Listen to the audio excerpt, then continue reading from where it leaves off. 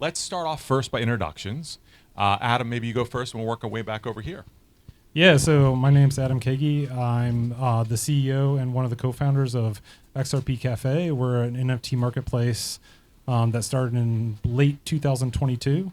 And so we're one of the leading NFT marketplaces on the XRPL. I've been a developer since 2017 in the blockchain space.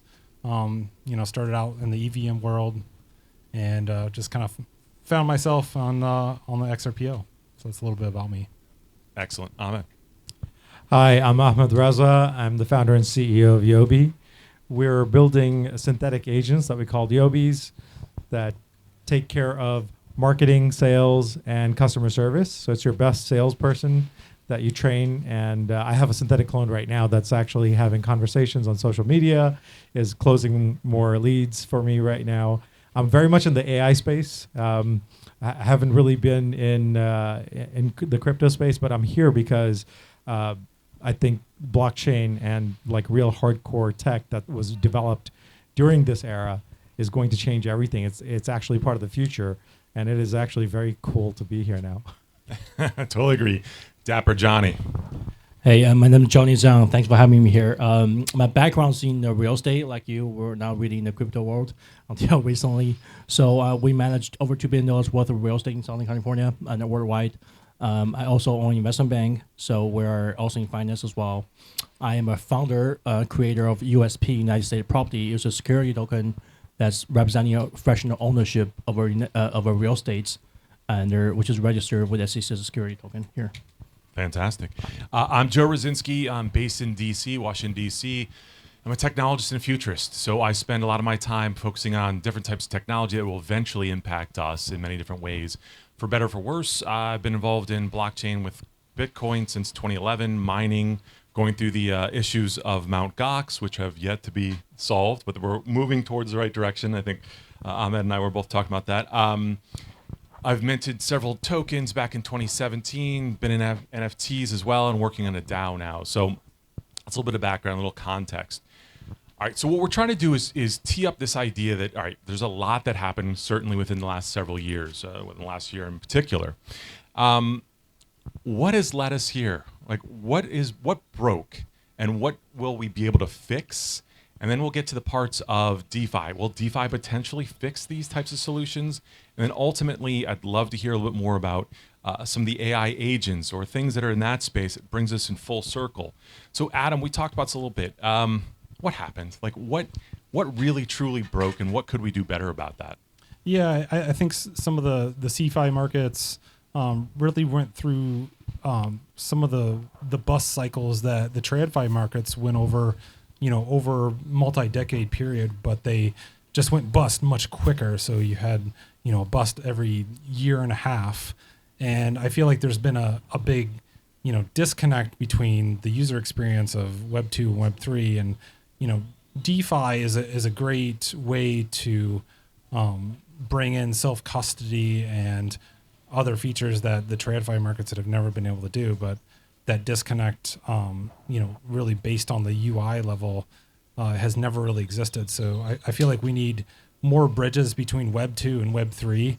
And, some of these platforms like what we're doing in our NFT marketplace is bringing in some payment processors that will be able to custody those NFTs and allow users to buy with credit cards or other, payment methods, and make it more comfortable for the user to onboard. Very well said. Johnny, any thoughts on that? Yeah, sure. I came from finance, so I think what's broken is after 2008, people lost trust in the Wall Street and financial system, and there, as well as recently, Fed just keep printing more money and more money. Their money is literally worth less every day. So people are looking to different rail, different solutions, right? I think that's why the whole crypto industry is booming, right? Bitcoin is created because of they want a different solution alternative to the financial system, right? So I think the problem was because it's growing so fast, there's not enough regulation around it. The collapse of FTX, all these other things, the CeFi is because of there's no regulation. People are just literally running Ponzi schemes out there. It's not because of the technology is bad. It's bad, human, ethics, right? So DeFi is great. You can self custody, and you don't need a middleman to trade, to transfer value peer to peer, and I'm all about it. But when you put your tokens in exchange, you have them custody for you. This is no different than traditional finance, right? Totally. Right. So Ahmed, I know that you are one of the OGs in this space. I mean, you've seen all the cycles from the very early days. I know then also you sort of like, do I really want to deal with this anymore? Like this seems to be too much. What's your belief in this whole thing? So yeah, I got into Bitcoin when it was $8, and we mined hundreds of them. Lost most of it to Mt. Gox, and then the entire space changed. It was really hardcore geeks, and then it wasn't just hardcore geeks. There was a lot of greed around it, and like what Jay-Z said here is that it's not the technology so much. Like you said, what broke? It's really the humans. Most of the times, it really is the humans. Like people get overhyped, and going through the AI hype cycle right now, it's really important to understand like fact from fiction. I'm really bullish now about blockchain because of AI. I feel like we were talking about this earlier. Crypto was cool for smart people, for really smart people, but it was really inaccessible to everyone. And here's a crazy opinion. I don't think Web3 was really for humans. I think Web3 is for synthetic agents because if his grandpa can't use Web3, then is it really a technology that democratizes and decentralizes and does all this fancy stuff? But what good is it? But I'm sure if Grandpa could speak to you, and we were just having this conversation, so I'm bringing it back up, right? If Grandpa could speak to a conversational agent that is kind of a digital clone of him that speaks specifically around crypto intelligently, like a developer who actually understands it and verifies it, that would totally change the game. The user interface fundamentally changes. That to me is the big promise of AI, and that's what I'm currently experiencing myself. I'm able to have more meaningful conversations. I'm able to be more present. I turn off notifications on my phone, and I'm still conversing. I'm currently conversing with hundreds of people, applicants, job applicants, and folks reaching out for different things because I want to be nice. I want my digital clone to also be nice and perpetuate that. Speaking of blockchain, how do I now make sure that my voice isn't used for something that I don't want it to be used for?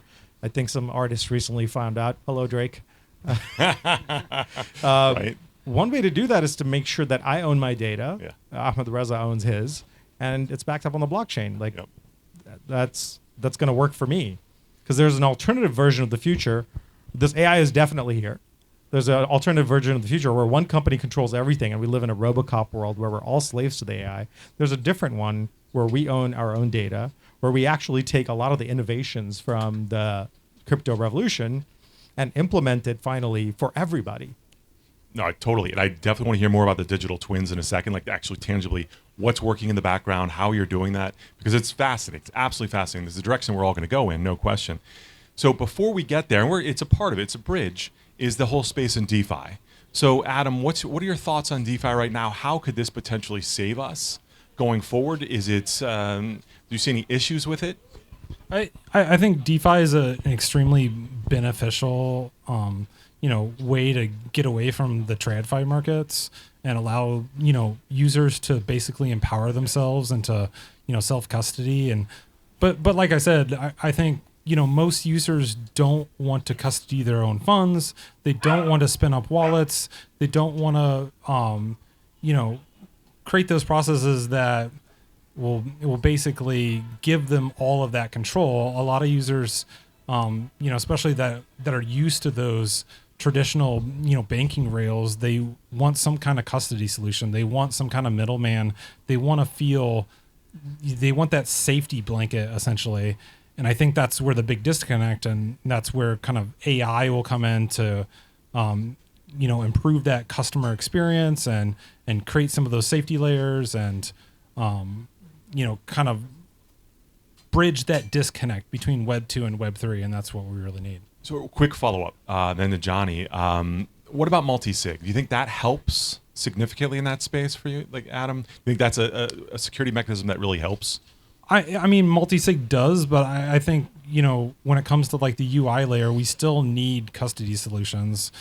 a lot of people, what we found, and at least our company, is that the hardest part is just the onboarding process of spinning up a wallet, funding that wallet, and getting the users to actually interact with the blockchain, right?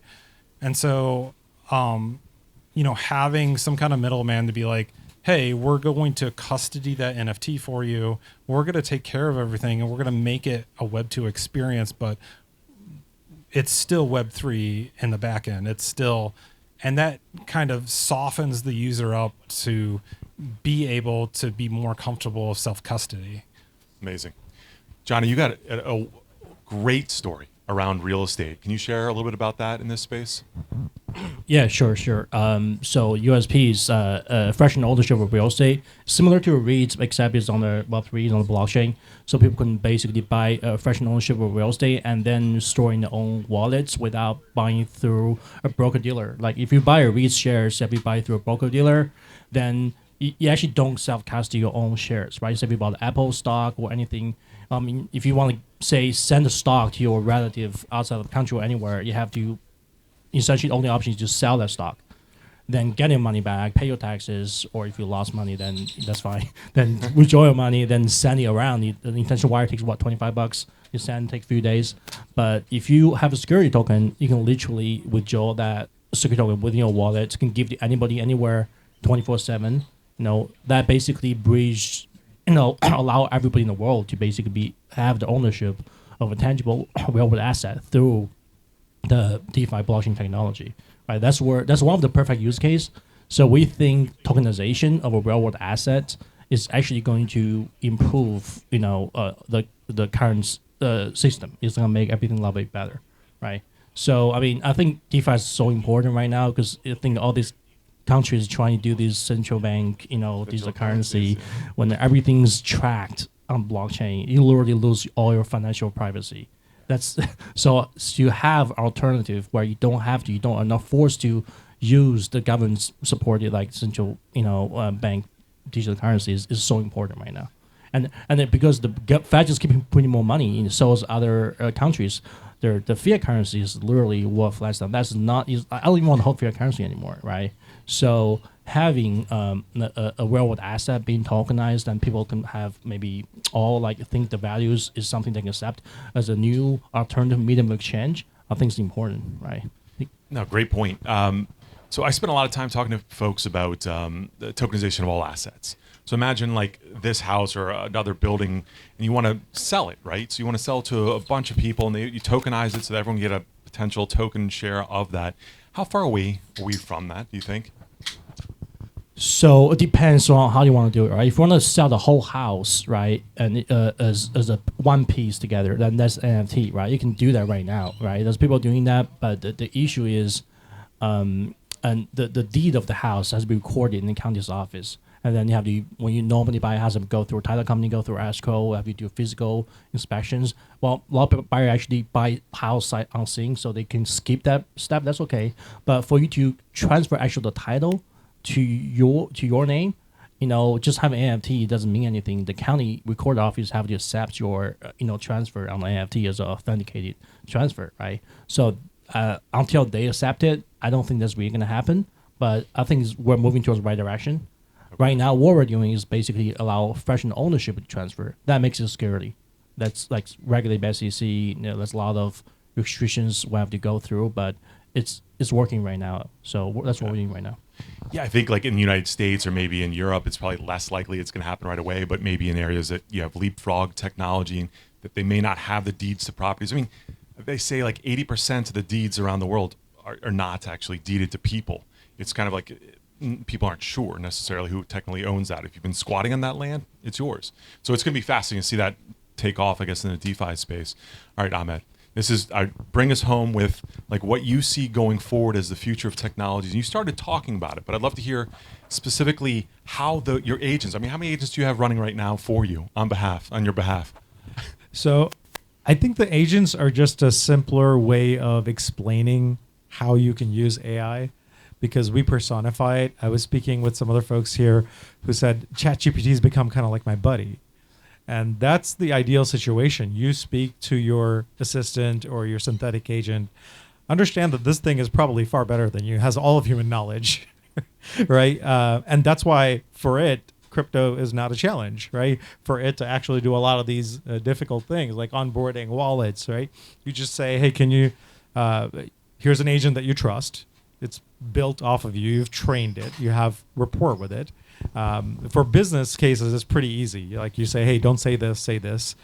But I see a future where these agents do everything from teaching to transacting to communicating with each other, even so much so that even if you don't have an education, when speech becomes the user interface, you theoretically don't even need an education to be connected to the web, to be connected and be able to bring value. Because you may have spent your life in the desert somewhere, doesn't mean you don't have value. You may have amazing things to teach the world, to tell the world. And now you're going to be able to do that. Now you're going to be able to actually tap into the brains of billions of people. And I do realize I sound like I'm talking about the Borg. So hello to all the Star Trek fans out there. So what's left for us then as humans? So this is, again, philosophical stuff for me. I think humans need to lean into their humanity. As my AI clone is able to do things better than me, but it's able to do very technical things, very specific things better than me, you're still going to love me because despite all of my flaws and shortcomings, I am very human. And if we lean into our humanity, if we're nicer to each other, we make sure that we don't build tools of oppression and destruction, right? Because that is something that technologists often don't think about, right? They're just mesmerized by the tooling, but understand this can be a tool, especially paired with the technologies from blockchain, DeFi, right? You can build a world of plenty that's shared with many people. Your digital clone goes out and does work, and you earn the money from that. But now you can do things that this thing can't do. We're really good at predicting black swans. Yeah. We're really good at knowing that that's a horse carriage in front of me, in front of my Tesla, and not a semi-truck that's going really slow. And that's really where I would tell my kids to lean towards, is like, be a better human being, be a better person. And we can literally live in a world that has enough to feed everyone, take care of everyone, and really come to fruition for the person that you were meant to be. Like, that doesn't sound bad to me. No, it does not. So one, maybe last 15 seconds, any final thoughts, Adam, on any of this? Yeah, I was just going to mention, I guess, AI is only as useful as, it's kind of a philosophical thing, but AI is only as useful as long as there's continual human input. Because if you look at ChatGPT, most of that data is 2021 and less. And in order for it to be useful for humans looking into the future, we need continual human input, just to keep that process going, because humans evolve over time, just technology evolves, our culture evolves over time. So that AI needs that continued human input in order for it to be useful. Amazing. John, any final thoughts? I don't have much to talk about in AI, but I think DeFi is definitely is important. I think we should keep it going and don't be affected by all these like certified, centralized finance, fraud or whatever. I think we should just keep it going, and this is so important. Like I said earlier, especially on these kind of situation where the federal government trying to control everything. We need our freedom here. That's why we are here in America. Very well said. All right, thank you all. Thank you all for being here. Of course, Jordan and the Grit Daily crew for all the help. So thank you. Thanks. Thank you. Thank you.